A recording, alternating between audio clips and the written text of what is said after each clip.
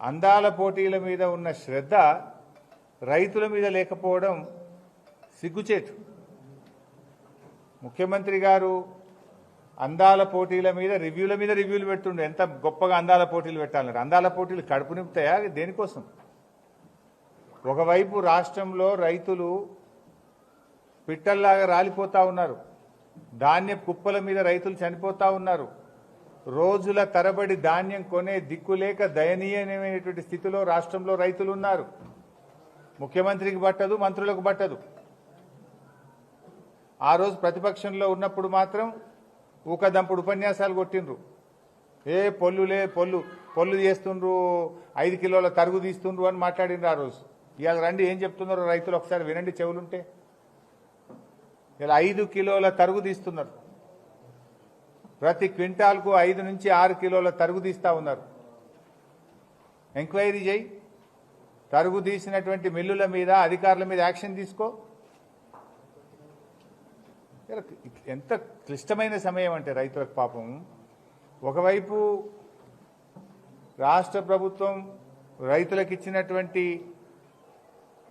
మాటలు, రైతులకు ఇచ్చిన హామీలు అమలు చేయక, కనీసం కేసీఆర్ గారి ప్రభుత్వం ఇస్తున్నటువంటి పథకాలను కూడా అమలు చేయక చాలా ఇబ్బందుల్లో ఉన్నారు రైతులు.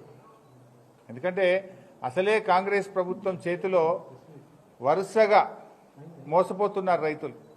రైతు బంధు రాక, రుణమాఫీ జరగక, రైతు బీమా అమలు చేయక, తరుగు పేరు మీద కోతలు, తడిసిన ధాన్యంతో తిప్పలు.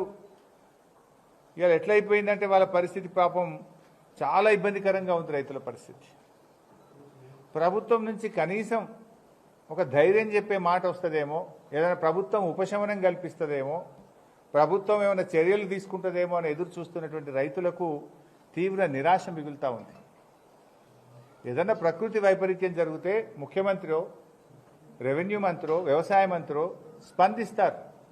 ధైర్యంగా ఉండండి, మేము కొంటాం, తడిసిన వడ్లు కొంటాం, లేదా పంట పొలాలు ఎక్కడైతే నష్టం జరిగిందో ఇన్పుట్ సబ్సిడీ కింద 10 రోజుల కింద సాయం చేస్తాం, ఫ్రీగా విత్తనాలు ఇస్తాం, ఏదైనా ధైర్యం చెప్పాలి. ఈ ప్రభుత్వం కనీసం రైతులకు మాట ఆత్మవిశ్వాసం కల్పించలేకపోతా ఉంది. ధైర్యం కూడా చెప్పలేకపోతా ఉంది. అది ఏందో ఏమో ఆ రేవంత్ రెడ్డి గారు ఆ దేవుళ్ళ మీద ఒట్లు పెట్టి మాట తప్పినట్టున్నాడు. మరి అది అందుకో మరెందుకో నాకు తెలియదు. కానీ ప్రకృతి కూడా ఈరోజు రైతు మీద పగబట్టినట్టు అనిపిస్తూ ఉంది. ఈ పుణ్యాత్ముడు ఏడ కనబడితే ఏ ఊరికి పోతే ఆ దేవుని మీద ఒట్టు పెట్టి 15 ఆగస్టు కల్లా రుణమాఫీ చేస్తా అని మాట్లాడి మాట తప్పిండు. మరి ఆ దేవుళ్ళకి ఏమైనా కోపం వచ్చిందా, మరి ఆ ప్రకృతికి ఏమైనా కోపం వచ్చిందా, కారణం ఏందో తెలియదు. కానీ ఇవాళ ఈ రాష్ట్రంలో వరుసగా గత నెల రోజుల నుంచి వడగళ్ల వానతో, గాలి దుమారంతో, అకాల వర్షాలతో చాలా నష్టపోతున్నటువంటి పరిస్థితి ఉంది. ఆ ప్రకృతి కూడా పగబట్టినట్టు కనబడతా ఉంది. చాలా బాధగా ఉంది.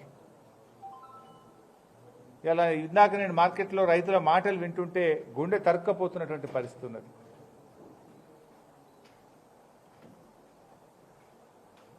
ఇవాళ కొంతమంది రైతులు కలిస్తే 6 కిలోలు 5 కిలోలు తరుగు తీస్తుండని, టార్పలిన్ కవర్లు లేవని, ప్యాడీ క్లీనర్లు సరిపడా లేవని, లారీలు రావడం లేదని సమస్యలు ఏకరువు పెడతా ఉన్నారు.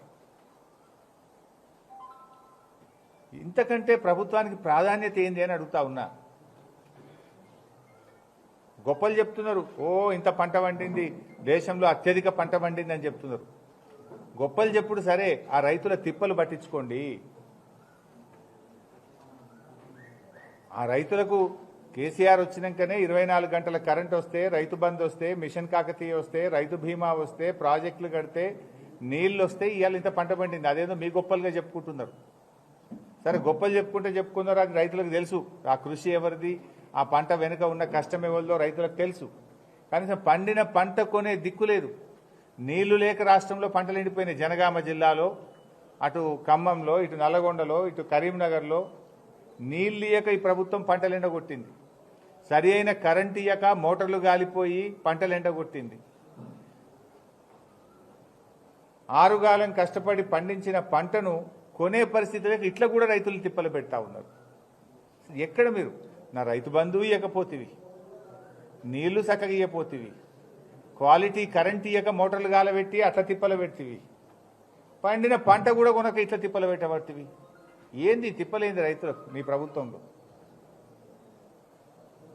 ఒక్కటన్నా నువ్వు చేసినావా? రుణమాఫీ అంటివి, చారణ మందం అయింది గంతే రుణమాఫీ. ఇలా ఊళ్ళల్లో ఫ్లెక్సీలు పెడుతుండ్రు, రుణమాఫీ అయినా రైతుల ఫ్లెక్సీలు పెడుతుండ్రు, కానూళ్ళు కూడా పెట్టుండ్రు, మరి రెండు పెట్టుండ్రి. దాదాపు 40-50 కోట్లు ఖర్చు పెట్టి ఫ్లెక్సీలు పెట్టి నీ బొమ్మలు వేసుకుంటున్నావు కదా రుణమాఫీ అయిందని.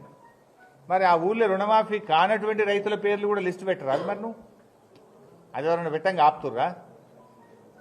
చారణ మందికి చేసి రుణమాఫీ అయిపోయిందని ఊళ్ళలో లిస్టు పెట్టి ప్రచారం చేసుకుంటున్నావు, నీ బొమ్మలు వేసుకుంటున్నావు రేవంత్ రెడ్డి గారు.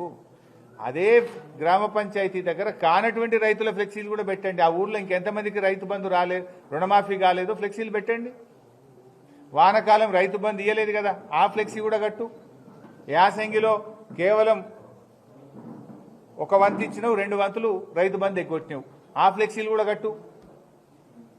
3-4 వేలు ఇచ్చినా ఇంకో 4-5 వేలు ఎగ్గొట్టిన రైతు బంధు అని కూడా ఫ్లెక్సీ కట్టుకో. వానకాలం రైతు బంధు మొత్తానికి ఎగ్గొట్టినా అని ఫ్లెక్సీ కట్టు. ఇవెందుకో కట్టవు ఫ్లెక్సీలు. కరోనా ఉన్న కష్టకాలంలో కేసీఆర్ గారు క్రమం తప్పకుండా టైం మీద రైతు బంధు ఇచ్చిండు. ఏనాడు రైతు బంధు కేసీఆర్ జమానాలు ఆగలే. 11 విడతల్లో 83,000 కోట్ల రూపాయల రైతు బంధు ఇచ్చిండు కేసీఆర్ గారు. నీకు ఒక్కసారి కూడా ఇవ్వకపోతివి చక్కగా? ఒక్కసారి ఇచ్చినావా నీ గవర్నమెంట్ వచ్చినాక కరెక్ట్గా రైతు బంధు ఇయ్యవైతివి, రుణమాఫీ చేయవైతివి, వడ్లు కొనవైతివి, కరెంటు చక్కగా ఇయ్యవైతివి, నీళ్లు ఇయ్య శాతగాదా? చేసింది ఏంది రైతుల కోసం? నీ వరంగల్ డిక్లరేషన్ ఏమైంది అని నేను అడుగుతా ఉన్నా.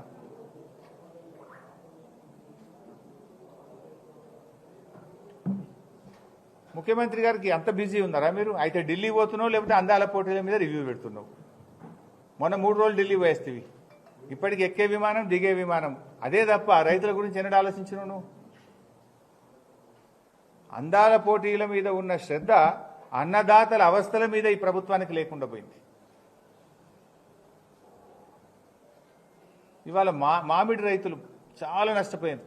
నేను ఉదయం నుంచి నాకు రాష్ట్ర వ్యాప్తంగా చూస్తున్నా, జిల్లా వ్యాప్తంగా చూస్తున్నా, మా నియోజకవర్గంలో కూడా చూస్తున్నా, అసలు ఒక్క కాయ లేకుండా పడిపోయింది. ఏం గాలిదు మరి, మొత్తం ఇండ్ల మీద రేకులు లేచిపోయినాయి, చాలా చోట్ల చెట్లు పడిపోయినాయి, మామిడికాయ ఒక్కటి లేకుండా పడిపోయింది. ఇవాళ చాలా పరేషాన్ ఉన్నారు మామిడి రైతులు.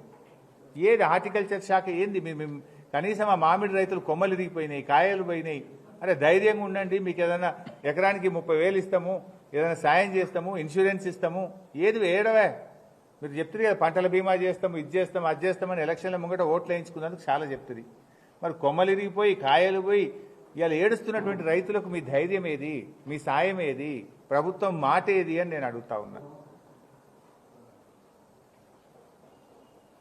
ఇవాళ పత్తి రైతులను కూడా ముంచేసిండ్రు. మొన్న పత్తి రైతుల్లో 20% మంది పత్తి రైతులకు మాత్రమే ఎంఎస్పీ వచ్చింది. మిగతా 80% మంది పత్తి రైతుల దగ్గర మొత్తం బ్రోకర్లు కొన్నారు. బ్రోకర్లు కొని సీసీఐకి ఎక్కువ ధరకు అమ్ముకున్నారు.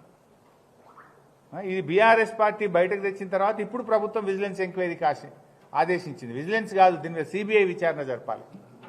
కేంద్ర ప్రభుత్వం బీజేపీ, ఎందుకంటే సీసీఐ కేంద్ర ప్రభుత్వ కంట్రోల్లో ఉంటుంది, సీసీఐ అనేది కేంద్రం ఆధీనంలో ఉంటుంది. మరి ఇలా సీసీఐ అవినీతికి పాల్పడ్డది.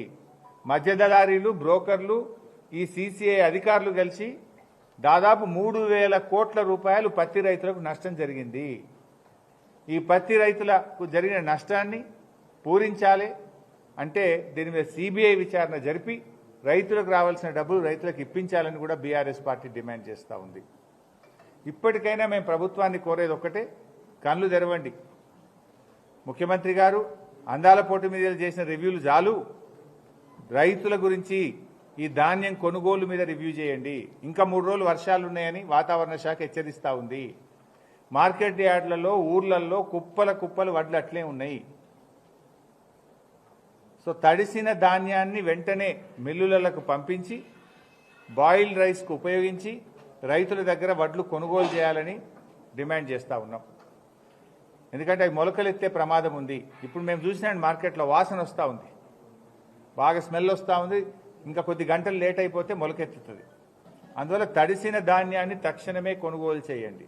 అది గన్నీ బ్యాగుల్లో నింపిందైనా, కాంటా అయిందన్నా, కాంటా కాకపోయినా, కుప్పల రూపంలో ఉన్నా సరే ఎక్కడికక్కడ కలెక్టర్లను, జాయింట్ కలెక్టర్లను, డిఎం సివిల్ సప్లైస్ను, మార్కెటింగ్ శాఖ అధికారులను ఆదేశించి వాళ్ళ